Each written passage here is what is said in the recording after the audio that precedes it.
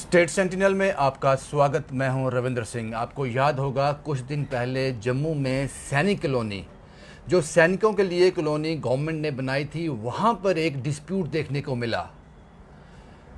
Social media के माध्यम से ये पता चला कि कुछ लैंड ग्रैबर वहां पर उस ज़मीन को हथियाना चाहते हैं और जो जिनके पास मालिकाना हक हैं उस ज़मीन के, वो लोग परेशान हैं। ये कुछ दिन पहले पता चला था। ये पूरा मैटर है क्या, इसको समझने की कोशिश करते हैं, क्योंकि इस सारे मामले को देख रहे हैं जो वो एडवोकेट अंकुर शर्मा जी हैं। अंकुर जी, आपका बहुत बहुत स्वागत है। सबसे पहले समझना चाहेंगे, क्योंकि कुछ दुविधाएं हैं, कुछ कन्फ्यूजन्स हैं इसको लेकर।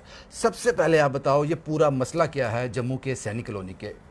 देखिए, ये जितनी ज़मीन है उसकी मार्केट वैल्यू करीबन 60, 70, 80 करोड़ रुपए है। तो बस उसी के लालच में आके कुछ लैंड ग्रैबर्स ने ये प्रयास किया कि जो कुछ कमियां हैं इस मामले में, किसी न किसी एंड पे जो सोसाइटी के लेवल पे हैं, उनको एक्सप्लॉइट करके ज़मीन को हथिया लिया जाए। और ये माफिया ऑपरेशन था जिसमें पॉलिटिशियंस, ब्यूरोक्रेट्स और बहुत उच्च पदों पे अभी भी बैठे हुए अधिकारी जो थे वो शामिल थे, और कुछ गुंडों को, हेंचमैन को वहाँ पे भेजा गया था जो हैवीली आर्म्ड थे। 30, 40, 50 लोग जो डेडली वेपन्स लेके वहाँ पे आए थे, और वहाँ अधिकारियों की प्रेजेंस में, रेवेन्यू हो चाहे पुलिस हो, उनकी प्रेजेंस में वहाँ पे ज़मीन पे कब्जा करने का प्रयास किया जा रहा था। जिसके बाद जब वहाँ पे जो अलॉटीज़ हैं, और अलॉटीज़ कौन हैं, ये वो लोग हैं जो भारतीय सेना का हिस्सा रहे हैं। भारतीय सेना के वो लोग जिन्होंने देश की सेवा की है, जिनको ज़मीन अलॉट हुई, लेकिन अलॉटमेंट के प्रोसेस में कुछ ऊपर नीचे होने के कारण अभी तक वो अपने घर नहीं बना पाए थे। हालांकि पूरी ज़मीन उनके कब्ज़े में थी, उनके नाम पे है, कागजात उनके फेवर में है। फिज़िकली कुछ लोग परेशान करने आ जाते थे, तो उस संबंध में कुछ केस वगैरह चल रहे थे जिनका निपटारा भी हो चुका था, मामला बिल्कुल साफ़ हो चुका था। तो उनके हकों पे, उनके घरों पे, उनके आशियाने पे डाका डालने का यह प्रयास किया गया।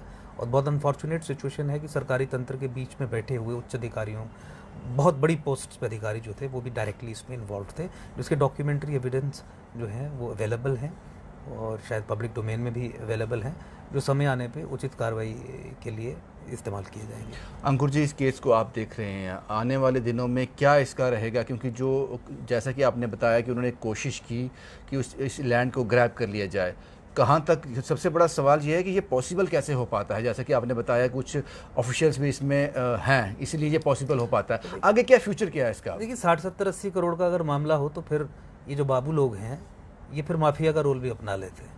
तो चाहे कितने ही बड़े उच्च पद पर बैठे हों, तो ये माफिया के साथ मिलकर इस तरीके की हरकतें करते हैं। या तमाम राज्यों में देखने को मिलता है। ज़मीन की आज वैल्यू है, इसमें भी यही देखने को मिलेगा, और समय आने पे नाम भी उनके उजागर किए जाएंगे, उन पर कार्रवाई के लिए भी प्रयास किया जाएगा। ये ज़रूर है कि उसके बाद जब इन लोगों ने शोर डाला, और मेरी भी जब कुछ उच्च अधिकारियों से बात हुई जो इस प्रोसेस में शामिल नहीं थे, तो उन्होंने वहाँ पर इस चीज़ को रुकवाया, और जो भी सामान था, गाड़ी थी, वो सब सीज़ की, और इस ब्रूटल अटेम्प्ट को रोका। एक एफआईआर भी, ओपन एफआईआर टाइप की है, कि इसमें दर्ज है। देखते हैं कितना सीरियसली उसे परस्यू किया जाता है। तो इस मामले में कुछ नहीं होगा। ये लोग जो ये सब 40, 50, 60 के अराउंड जो फैमिलीज़ हैं, उनका ये हक है, उनका हक उनको मिलेगा। उनका हक लेने से उन्हें कोई रोक नहीं सकता, और ये संभव ही नहीं है कि ये ज़मीन कोई हथिया ले। करंट स्टेटस क्या है अभी? देखिए, करंट स्टेटस ये है कि ये ज़मीन सैनिक कॉलोनी ने 40, 50, 60 वर्ष पहले इन सब लोगों को अलॉट की। अलॉटमेंट के बाद इनका हैंडिंग ओवर हुआ, पोजीशन वगैरह हैंड ओवर हुआ।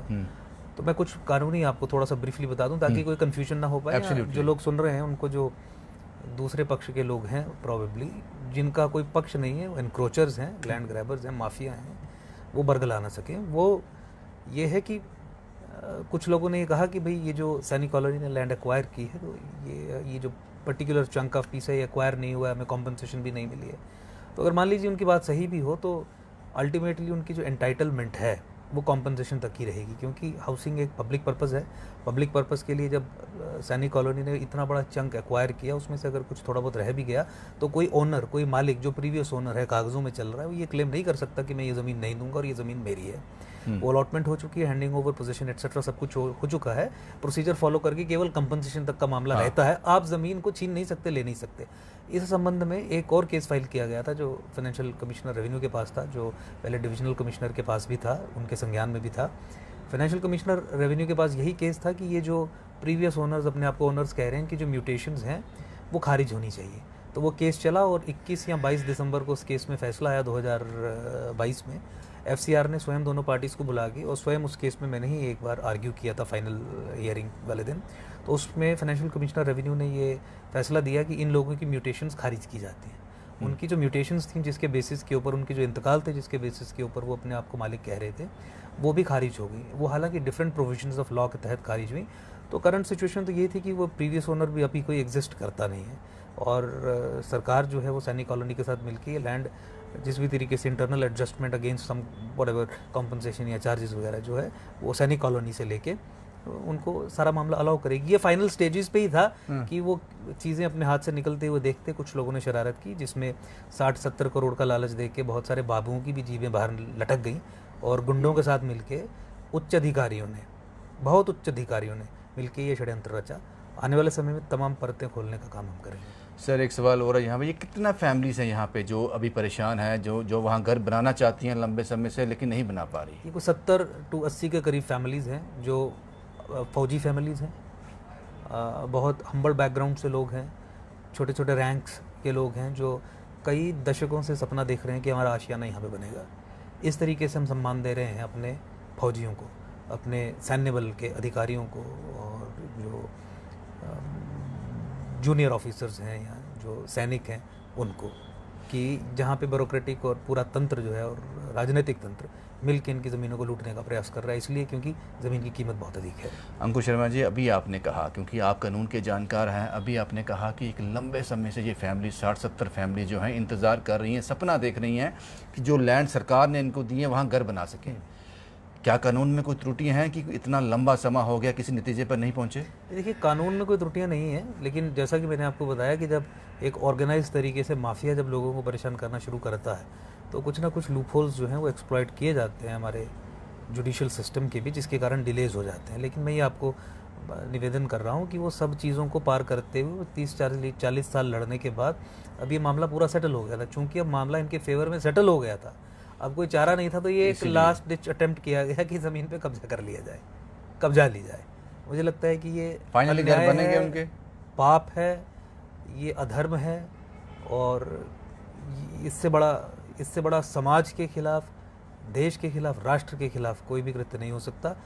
100% उनके घर बनेंगे, हम सुनिश्चित करेंगे कि उनके घर बनेंगे। एक आखिरी सवाल है, इस केस से रिलेटेड नहीं है, आप एक एडवोकेट हैं, लॉयर हैं एक, लेकिन जिस तरह से आप बात करते हैं बड़ी बेबाकी से, इसका कभी खमियाजा भी भुगतना पड़ता है? कुछ वार्निंग्स कॉल्स भी आती हैं, इस तरह की थ्रेटन कॉल्स भी आती हैं, क्योंकि खुल के आप एक एडवोकेट हैं, लॉयर हैं, लेकिन आप इमोशनल भी हो जाते हैं बीच में लोगों की तकलीफ को देखकर, तो उसका खमियाजा भुगतना पड़ता है कभी? नहीं, खमियाजा भुगतने वाली बात ही नहीं। अब तो मुझे लगता है कि वो स्टेजेस जो हैं वो शुरुआती आपके दौर में रहती हैं, उस समय भी कोई ऐसी परिस्थिति नहीं, अब आदत हो गई है। हाँ, ये जरूर नहीं, आदत नहीं हुई कभी ऐसा करने की, कोई प्रयास, हिम्मत कहिए या प्रयास कहिए, अभी तक नहीं हुआ है। हाँ, ये ज़रूर है कि आप ये जानते हैं कि आतंकी संगठन जो है, चाहे वो हिजबुल मुजाहिदीन हो, बाकी हो, उनकी हिट लिस्ट पे तो हम बहुत शुरू से ही हैं, और जिस संबंध में पुलिस ने रिपोर्ट्स जारी की थी, फिर आपने देखा कि आपने भी कवर किया, नेशनल टेलीविजन में भी वो चला कि रेकी हुई, ये हुआ, वो हुआ। लेकिन मुझे लगता है कि जब आतंकी संगठन हो या वो संगठन जो देश की एकता और अखंडता को ख़त्म करने के लिए, छिन्न भिन्न करने के लिए प्रयास कर रहे हैं, उनके खिलाफ जब हम लड़ते हैं और हमारी लड़ाई से उन्हें चुभन होती है, और चुभन के बाद वो बौखला के इस तरीके का काम करने का प्रयास करते हैं, तो हमें और हिम्मत मिलती है और डट के प्रयास करने की कि उनके अटेम्प्ट्स को फॉइल किया जाए। और राष्ट्र सबसे महत्वपूर्ण है, यहाँ की सभ्यता संस्कृति सबसे महत्वपूर्ण है, उसके खिलाफ जो भी लोग अंदर से और बाहर से काम कर रहे हैं उनके विरुद्ध लड़ना ही हमारे जीवन का या किसी भी भारतीय नागरिक के जीवन का उद्देश्य होना चाहिए, और होता भी है 99% पॉपुलेशन का। हाँ, जो लोग दिक्कत क्रिएट कर रहे हैं उनसे हम डट के लड़ने के लिए खड़े हैं, तैयार हैं और निडर होके काम कर रहे हैं। और मुझे लगता है कि जब आप मेरी फैमिली, मेरा मोहल्ला से ऊपर उठ के राष्ट्र के लिए काम करते हैं, तो निडर होकर काम करना और फिर आपका वो दबदबा बनना कि कोई प्रयास करने की हिम्मत भी ना कर पाए, वो नेचुरल कॉन्सिक्वेंसेस है। तो इसी तरीके से चल रहा है।